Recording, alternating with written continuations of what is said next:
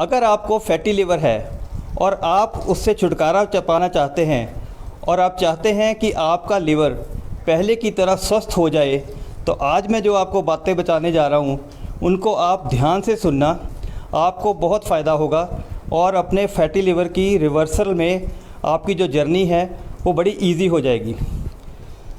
सबसे पहले जो बात है वो ये होता है कि जब ये लिवर डैमेज होना शुरू होता है उस टाइम, जब फैटी लिवर का ग्रेड 1 होता है तो आमतौर पे कोई सिम्टम लंबे चौड़े नहीं होते। जब ये एडवांस हो जाता है, ज़्यादा फैटी हो जाता है, प्रॉब्लम ज़्यादा बढ़ जाती है, उस टाइम लक्षण आने शुरू होते हैं। लक्षण क्या होता है कि यहाँ पे आपको ये लिवर जो है ये राइट साइड में हमारे फेफड़ों के नीचे यहाँ पे ये ऑर्गन लगा हुआ होता है और ये बहुत ही इम्पॉर्टेंट ऑर्गन है।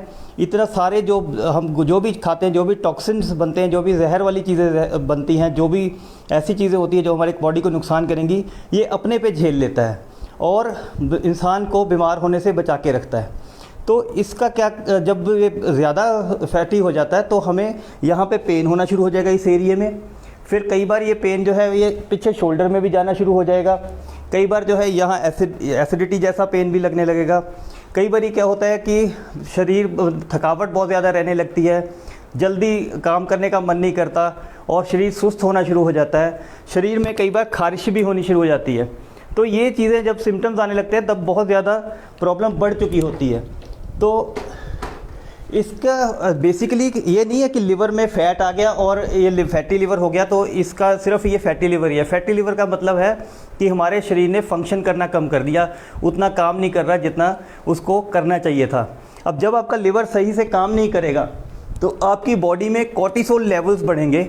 कॉर्टिसोल लेवल्स का मतलब है कि जो स्ट्रेस हार्मोन बढ़ेंगे। स्ट्रेस हार्मोन बढ़ने से क्या होता है, जो बॉडी के अंदर फीमेल हार्मोन एस्ट्रोजन बनने शुरू हो जाते हैं। एस्ट्रोजन अगर औरतों में भी ज़रूरत से, ये औरत वाला हार्मोन होता है जिसकी वजह से औरतें जो हैं वो कह लीजिए कि फर्टाइल होती हैं, तो वो औरत वाला हार्मोन आदमियों में भी बनता है। आदमियों में क्या होगा, उनको मैन बूब्स आ सकते हैं और साथ में उनको जो है वो निपुंसकता भी आ सकती है। लेडीज़ को बहुत सारे कैंसर ऐसे हो सकते हैं जो कि एस्ट्रोजन बढ़ने से हो जाते हैं। उसके बाद क्या होगा, अगर फैटी लिवर है तो हमारी बॉडी में बाइल कम बनेगी। जो बाइल है वो फैट की अब्जॉर्प्शन के लिए बहुत इंपॉर्टेंट काम करती है और बाइल एक डिटर्जेंट की तरह काम करती है और फैट के जो सेल्स हैं उनको तोड़ के छोटा कर देती है, समझ लीजिए, और वो जो है अब्जॉर्प्शन उसकी तभी हो पाती है। और बाइल जो है वह टॉक्सिन्स को भी कम करती है। बाइल एक पीले रंग का पदार्थ होता है जो कि लिवर में बनता है और जो हम लैट्रिन करते हैं, जो पीला रंग हम देखते हैं वो उस बाइल की वजह से ही वो पीला रंग होता है। और वो जो पदार्थ है वो बड़ा ज़रूरी होता है फ़ैट की अब्जॉर्प्शन के लिए। सही तरीके से फ़ैट अगर अब्जॉर्ब नहीं होगा तो उससे क्या होगा, विटामिन जो कि फ़ैट में घुलने वाले विटामिन है, vitamin A, vitamin D, vitamin E, vitamin के, उनकी अब्जॉर्प्शन प्रॉपर नहीं होगी और हम कुपोषण का शिकार होंगे, बहुत सारी और भी बीमारियाँ होंगी। मैं अभी जो फैटी लिवर की बात कर रहा हूँ वो एल्कोहलिक फैटी लिवर की बात नहीं कर रहा, शराब पीने से होने वाले फैटी लिवर की बात नहीं कर रहा। शराब पीने से तो फैटी लिवर होने की संभावना बहुत होती ही है। आज की डेट में 25% पॉपुलेशन को ऐसा फैटी लिवर है जो कि शराब के साथ कोई संबंध नहीं रखता। जो लोग बिल्कुल भी कभी जिन्होंने शराब नहीं पी, उन लोगों को 25%, मतलब हर एक 4 में से एक इंसान को आज फैटी लिवर है, स्पेशली जो सिटीज़ में रहते हैं। तो इसमें एक प्रॉब्लम और होती है, ये सिर्फ ये नहीं है कि मोटापे के साथ ही फैटी लिवर होगा। कई जो पतले लोग हैं वो, उनको भी फैटी लिवर होता है। और अगर आप पतले हैं और आपको फैटी लिवर है तो आपके फैटी लिवर से मरने की संभावना मोटे इंसान से दुगनी है। उसका शायद कारण ये है कि एक पतला इंसान सोचता है कि मैं तो पतला हूँ, मैं फ़िट हूँ, मैं जो मर्जी खाऊँ, तो वो गलत चीज़ें खाता है, कोल्ड ड्रिंक्स पीना, ये फास्ट फूड खाना, ये चीज़ें खाता है और उस वजह से जो है पतले इंसान का जो फैटी लिवर है वो ज़्यादा कॉम्प्लिकेट होने के चांसेस रहते हैं। तो ये जो है बेसिकली क्या है कि इसमें हमने एक चूहों के ऊपर एक एक्सपेरिमेंट हुआ था, उसमें ये पता लगा कि एक कोलिन और एक थाइनिन करके पदार्थ होते हैं जो कि अगर उनको ना दिए जाएं तो चूहों का वज़न नहीं बढ़ा लेकिन उनको फैटी लिवर हो गया। तो इस वजह से ये अब ऐसे एक्सपेरिमेंट इंसानों पे नहीं किए जाते, लेकिन हम इतना तो समझ सकते हैं कि कोलिन और थाइनिन अगर हमारी बॉडी में कम जा रहा है तो हमें फैटी लिवर होने की संभावना ज़्यादा है। अब प्रॉब्लम कहाँ पे आती है, ये कोलिन और थाइनिन होते हैं एनिमल फैट के अंदर। ये जो है जैसे एग है, इसके योक के अंदर फैट जो है वो कोलिन बहुत ज़्यादा होता है, अच्छी अमाउंट में होता है। फिर इसके अलावा जो है चाहे घी है इसके अंदर या डेयरी प्रोडक्ट्स हैं उसके अंदर भी कोलिन बहुत ज़्यादा होता है जो कि फैटी लिवर को बचाता है बेसिकली। और ये जो गोभी की वैरायटी की सब्जियां होती हैं, चाहे वो गोभी है, आज मेरे पास बाकी की वैरायटीज़ आपको दिखाने के लिए पड़ी नहीं थी, तो ये पत्ता गोभी हो गई, नॉर्मल गोभी हो गई या ब्रोकली हो गई, ऐसी जो सब्जियां हैं वो हमें खानी चाहिए कोलिन के लिए।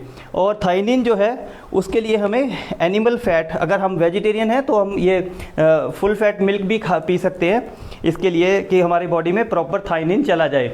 अगर नॉन वेजिटेरियन है तो आप मीट नॉन वेजिटेरियन फूड भी खा सकते हो इसके लिए। जबकि नॉर्मली हम ये सुनते हैं कि फैटी लिवर है तो हमें फ़ैट नहीं खाना, योक्स नहीं खाने, ये नहीं खाना है, और नट्स खाएंगे इससे हेल्दी फैट मिलेगा।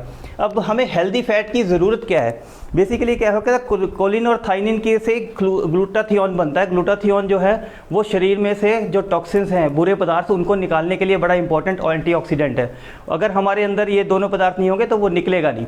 अब ये प्रॉब्लम कहाँ पे आती है कि हम कई बार सोचते हैं कि हम क्या, जैसे ग्रीन जूसेस पीते हैं हम कई बार फैटी लिवर्स को ठीक करने के लिए। हम बहुत सारे, मैं देखता हूँ अलग अलग लोगों ने अलग अलग तरीके के, किसी ने कोई फ्रूट, कोई कभी किसी ने कोई सब्जी बोल दी कि ये बीच में डाल के इसको पिया करो, उससे फ़र्क पड़ता है, फ़ायदा होता है, लेकिन एक लेवल तक। उसका कारण क्या है कि अगर हम फैट्स नहीं खाएंगे, हेल्दी फैट्स नहीं खाएंगे, तो बाइल नहीं बनेगी, क्योंकि बाइल जो है वो कोलेस्ट्रॉल से बनती है, और कोलेस्ट्रॉल जो है वो एनिमल फैट के अंदर होता है। तो बाइल नहीं बनेगी तो बॉडी में से एंटीऑक्सीडेंट्स बॉडी से बाहर नहीं निकलेंगे।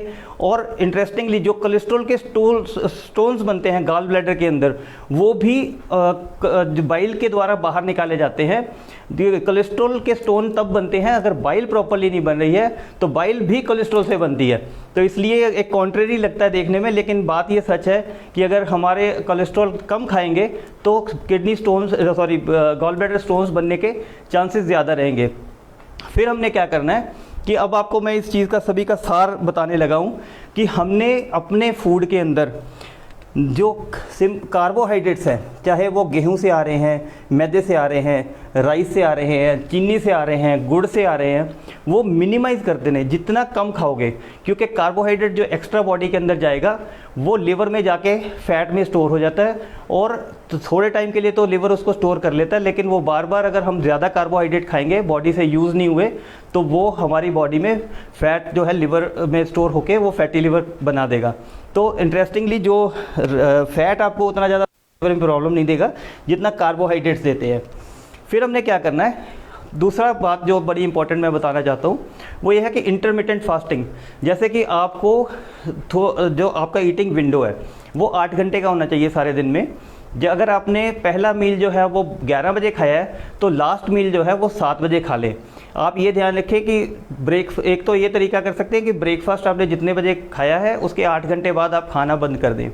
इस दौरान क्या होगा, जब आपका शरीर जो है उसके अंदर भोजन नहीं जाएगा, कैलोरीज नहीं जाएंगी, तो बॉडी अपनी एनर्जी के लिए बॉडी अपनी फ़ैट को यूज़ करना शुरू करती है। और सबसे पहले फ़ैट लिवर से आना शुरू होगा। जो लिवर वाला फ़ैट है वो स्टोर होना शुरू करेगा। एक तरह से समझ लीजिए कि जैसे वैक्यूम पंप होता है, उस तरह से लिवर से फ़ैट खींचना शुरू कर देती है बॉडी जब आपने खाना नहीं खा रहे होते हैं।